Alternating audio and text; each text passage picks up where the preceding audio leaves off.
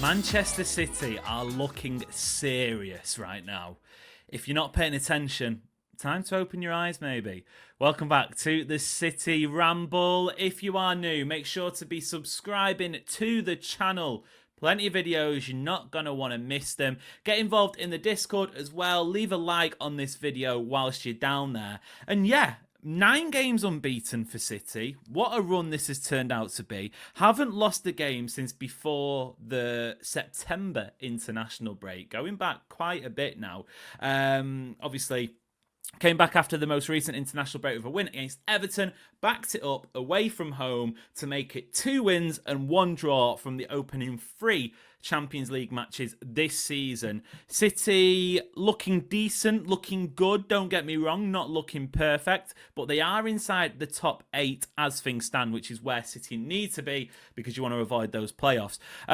It started off really well for City, I thought. A real solid, real controlled, real sort of front foot performance. And within, 30 seconds, Erling Haaland should have scored. He laid it off to Savinho, who put it across the Doku, who probably should have scored his as well. Haaland, again, moments later, had a header that goes wide. And when that first goal arrives, it's not a shock. The only surprise is that it took that long for City to find an opener because they were looking so good. A lovely, lovely pass from Savinho. And it's one of those for me where that doesn't go down as an assist for Savinho. But I actually think that pass was more impressive than the cross that he did get an assist for the Bernardo goal, which comes a little bit later on. Splits 2 defenders. Rico Lewis making a great I think it was inside to out run, getting into a great position. Puts the ball across a little bit like he did in the first game of the season in the Wolves match for Erling Haaland, who puts it away. Tidy finish, sets City off. That second goal arrives at the opposite end of the half. Savinho again involved, dinking across. Bernardo Silva left with an almighty world of space. Heads it home. City going in at the break 2-0 up. And unlike the Monaco game where City obviously dropped points a couple of weeks ago, that second goal could not have been more crucial. Because even though it did feel a little bit like Villarreal came into it at times in the second half, although I do feel like that was because of Nico Gonzalez going off injured, 1 or 2 changes. I don't feel like City ever were really tested. Obviously, Villarreal hit the post late on, but by that point, you'd have expected City to see the game out with the 2-1 win. Changes come on. That helps City's energy. That helps City sort of move the ball up the pitch a little bit more. Maybe not as many chances as you would have liked in that second half, but again, I feel like City, they had gears to go through if they needed.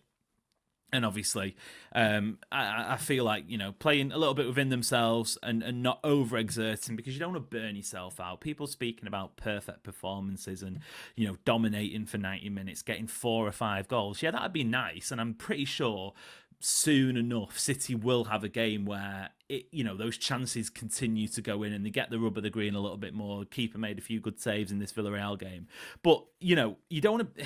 You want to be peaking at the end of the season. People going on about, oh well, it's not perfect. It's not it's not a masterclass. That's fine. It's October. This is a team in transition. Honestly, karma. I thought Savinho had an interesting game because I am not for a second going to sit here and say he played badly. In fact, in terms of productivity, it was probably one of his best games in a City shirt. But there were still moments of wastefulness. And again, on the opposite side with Doku, it did feel at times those wingers were getting into decent positions, but maybe not giving the right ball or maybe not making the right decisions, which is obviously something we've spoken about so much now. But when Savinho, for example, pops up with an assist, gets the pre-assist for the Haaland opener, you can't really complain that much, although it's just something that I've noted that might be worth mentioning. Nico Gonzalez as well. We did a video on his sort of recent form for City. Fingers crossed, praying to the heavens that injury, he had to go off. It looked like he took a little bit of a knock on his foot. I'm hoping for the love of God, it is just an impact injury, because it's Villa away on Sunday. Then it's Swansea in the Cup, fairs. It's Bournemouth at home, Dortmund, and then Liverpool coming up. If Rodri's not going to be back up to speed, which, who knows where his recovery is at the moment. It could be a couple more weeks. We don't know. That that's concerning. That is concerning. If Nico Gonzalez, who is looking so good in that role, he just seems to get it. And again, in that video we did on the channel, which you can check out, spoke about the fact that Nico Gonzalez is the same age now as when Rodri arrived. And for anyone, who remembers back to the Plodri days, it says everything you need to know. I'm not for a second saying that Nico Gonzalez is going to become as good as Rodri, but even still. Yeah, that second half, a little bit more up and down. Villarreal had a decent spell. Donnarumma parries one away. A few sloppy mistakes at the back, giving the ball away, allowing Villarreal to sort of step up a little bit, but never really under constant threat. I didn't feel like Kovacic. I feel like he's a good player to have in the squad. I'm glad to see him back in there. Although, if Rodri is going to be out and Nico G is going to be out a little bit longer, fingers crossed they're not, I do worry about going back to what we saw last year where it wasn't really one holding midfielder. Maybe with John Stones in there, it can help a little bit as well. He had a decent game. Ruben Diaz as well. He's looking back to his usual self. One player that I want to speak about as a standout, I thought, from this game, Matheus Nunes, or should we say Cafu instead, because he is looking like he's really growing into that right back role. And I do feel like in the last sort of 5-10 years, football in general or football fans have been guilty of sort of shoehorning certain players into positions just because they play there or they have, they've played there for most of the career. Like, when you speak about, the point I'm getting at is when you speak about what attributes do you want from a modern fullback, athleticism, an ability to win duels, they're just a couple of them. Technicality, acceleration, being able to get back, heading ability, an awareness to danger. I would say that that Matheus Nunes, on the most part, has a lot of those attributes in abundance.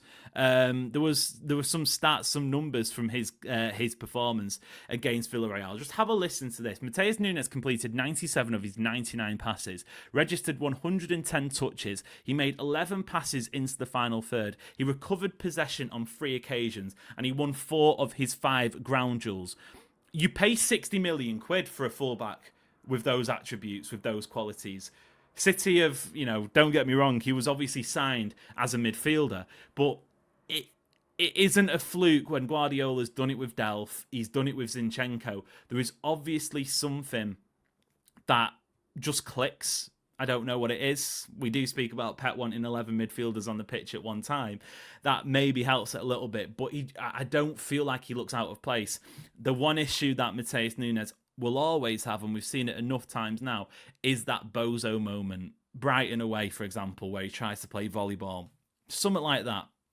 But if you can minimise those, I think for City you've got a real serviceable right back. And don't get me wrong, I think when Kusanov is back up to speed, I would prefer to see him for the bigger matches. I just feel he's got that better defensive nous.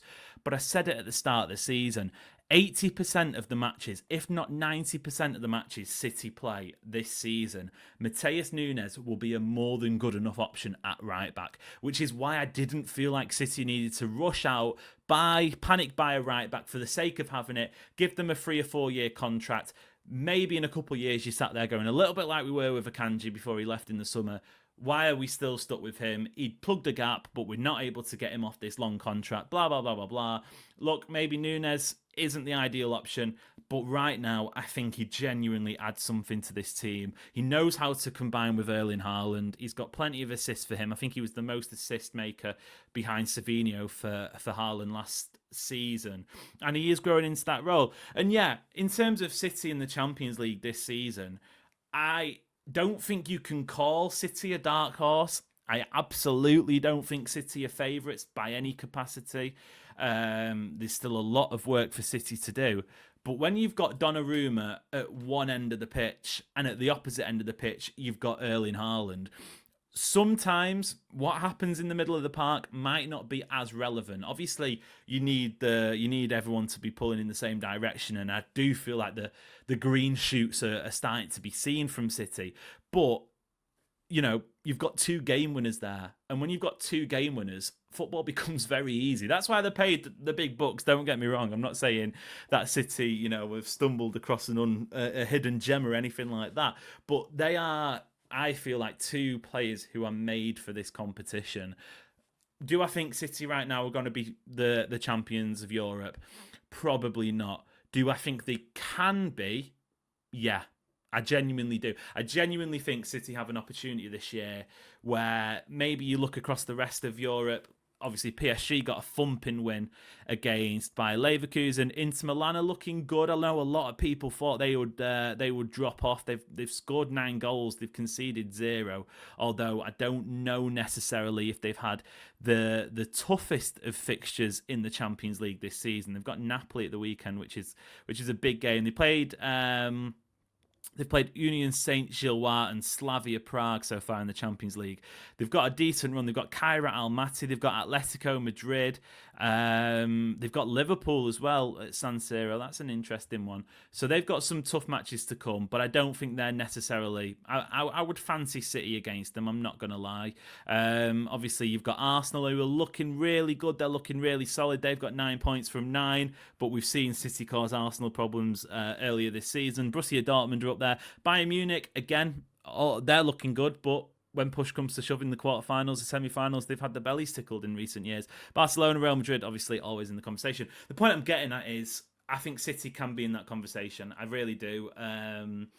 Again, it isn't, we're not at end game. I hope anyway. This isn't as good. This isn't as sort of... This isn't where City will peak this season. If it is, then we've got issues. But I think City are gradually improving. It's a difficult run of fixtures. Away at Villa, Swansea in the League Cup, you'd expect changes there. But Bournemouth at home is a difficult match. Dortmund at home is a difficult match. Liverpool at home is a very difficult match, even with their recent wobbles. So let's again, reassess at the November international break. But if we continue making steps forward, you can't not say City are serious. And if you want to say City aren't serious, if you're a rival fan saying City aren't serious, they're not in these conversations for the title, for the Champions League, okay, fine. You sit in the corner and just watch, because I do feel like there are some really promising signs coming out of this team, and fingers crossed it continues. If you enjoyed the video, you want to see more of stuff like this, make sure to hit the subscribe button. Should be going live on YouTube later on this week as well, so answering your questions, sort of dissecting the last couple of weeks, where City are, as stuff like that. The Discord link is also in the description. That is plenty. It's big Man City group chat. If you aren't involved, make sure to get involved in that. And yeah, a big thank you for watching. Leave a like on your way out, and until next time, it has been a pleasure.